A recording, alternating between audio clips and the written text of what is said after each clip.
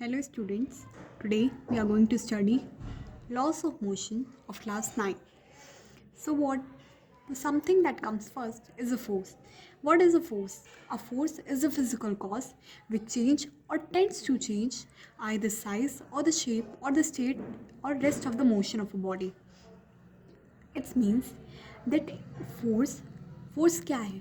Force असलियत में एक ऐसा कॉज है, एक ऐसा फिज़िकल कॉज है जिससे हम लोग किसी भी मतलब बॉडी का शेप चेंज कर सकते हैं, या तो उसे उसकी जगह से हिला सकते हैं और या तो उसमें मोशन पैदा कर सकते हैं.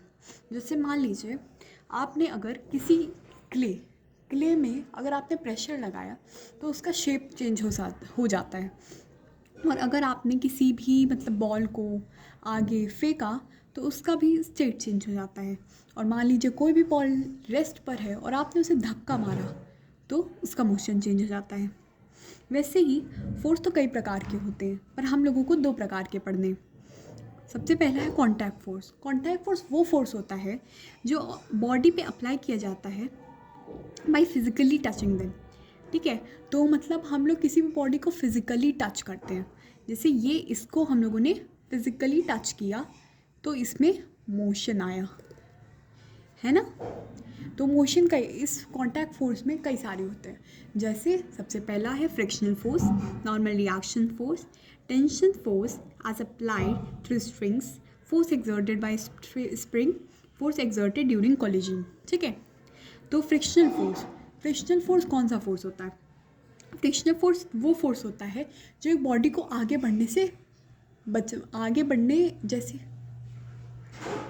बढ़ने वाली बॉडी को पीछे घसीटता है. जैसे आप कैसे चल पाते हैं? आप जब चलते हैं तो आपका, जैसे मान लीजिए आप ऐसे चलते हैं तो ये आपके पैर हैं.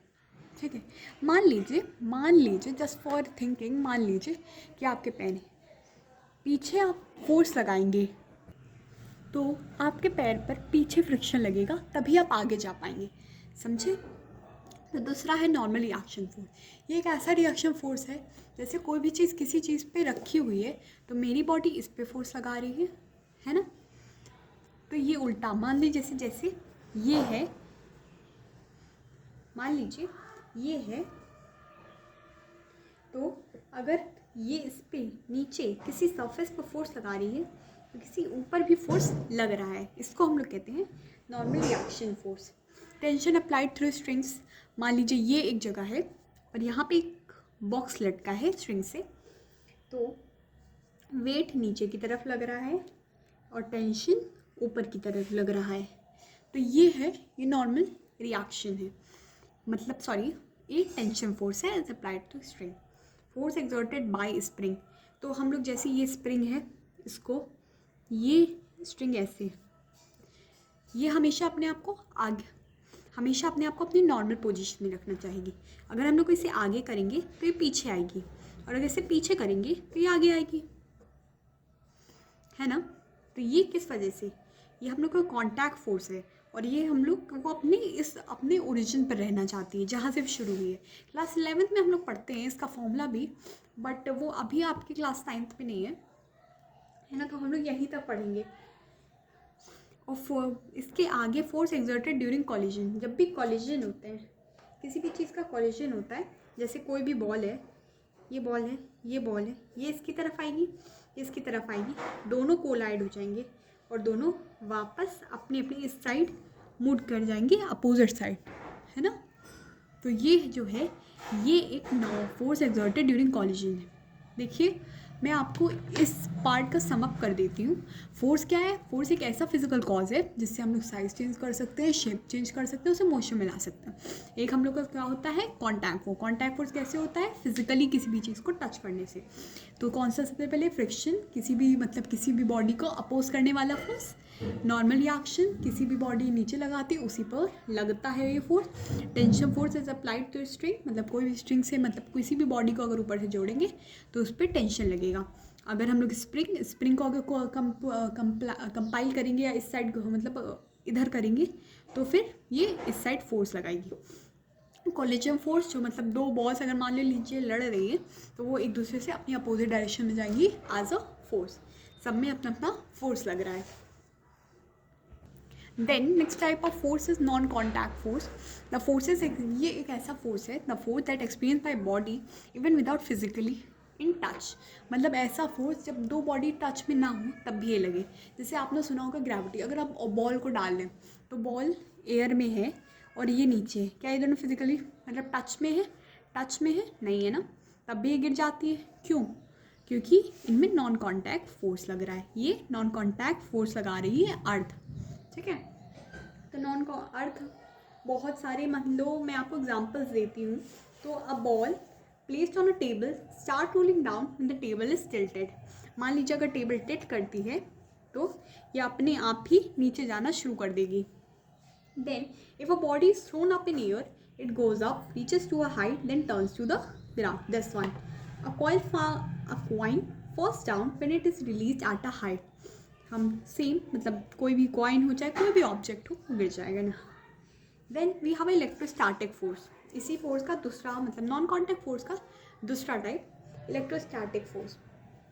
आप लोगों ने चार्जेस के बारे में तो पढ़ा ही होगा केमिस्ट्री में, विद इन फिजिक्स में आगे पढ़ते हैं हम लोग. तो चार्जेस क्या होते हैं? एक चार्जेस होते हैं, एक होते हैं लाइक चार्जेस जो रिपल करते हैं और अनलाइक चार्जेस जो अटैक करते हैं. ठीक है, तो इन सब में जो ये रिपल्जन, जैसे मान लीजिए आपने मैग्नेट मान लीजिए आपने चार्जेस पर बारे में पढ़ा है, तो मान लीजिए पॉजिटिव है और ये निगेटिव है तो ये अटैक करता है इवन बोथ में कोई कांटेक्ट नहीं है. और ये निगेटिव है और ये निगेटिव है तो ये दोनों रिपेल करेंगे और ये दोनों पास आएंगे, है ना. और then we have a magnetic force. जैसे इन्हीं में आपने जैसे इलेक्ट्रोस्टैटिक याद किया वैसे ही आप मैग्नेटिक याद कर सकते हैं. नॉर्थ साउथ तो पढ़ा ही होगा, 8th और 6th में बहुत अच्छे से पढ़ाया जाता है. जैसे ये नॉर्थ साइड है, ये साउथ साइड है, अट्रैक्शन होगा. ये साउथ साइड है, ये साउथ साइड है तो रिपल्जन होगा, है ना. तो मैग्नेटिक फोर्स जैसे when a pole of a magnet is brought near a small iron nail touching in an opposite polarity is induced on the nail and it moves towards the magnet. The motion of a nail is due to the magnetic force of attraction exerted between the unlike poles of the magnet and the nails. तो मान लीजिए आप अगर वैसे ये वाला नहीं तो ऐसे भी देख सकते हैं. अगर नेल आपने है और तो आपके पास मैग्नेट है तो नेल अपने आप ही मैग्नेट के पास चला जाएगा. Because it's a property of iron कि वो मैग्नेट के टच में रहे, टच में आए, है ना. स्टील में नहीं होता, सिर्फ मैग्नेट मैंने मैग्नेटिज्म चैप्टर में आता है. ठीक है, तो ये हम लोगों ने पढ़े फोर्सेस के बारे में, कॉन्टैक्ट और नॉन कॉन्टैक्ट फोर्सेस में. नॉन कॉन्टैक्ट को समिंग अप कर देते हैं.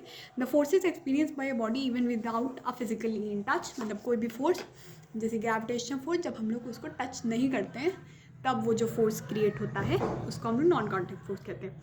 सबसे पहला होता है ग्रेविटेशनल फोर्स, इलेक्ट्रोस्टैटिक फोर्स और मैग्नेटिक फोर्स. ग्रेविटेशनल फोर्स मतलब जो अर्थ लगाती है ऊपर चीज़ों पर. इलेक्ट्रोस्टैटिक फोर्स जो चार्जेस के बीच में होता है. और मैग्नेटिक फोर्स ये एक ऐसा फोर्स है जो मतलब मैग्नेट्स के बीच में या फिर मैग्नेट आयरन्स इन सब के बीच में होता है. So thank you for today. आगे मतलब we are studying for ICSE. आगे और अच्छी अच्छी वीडियोज़ आएंगी. Then like and subscribe.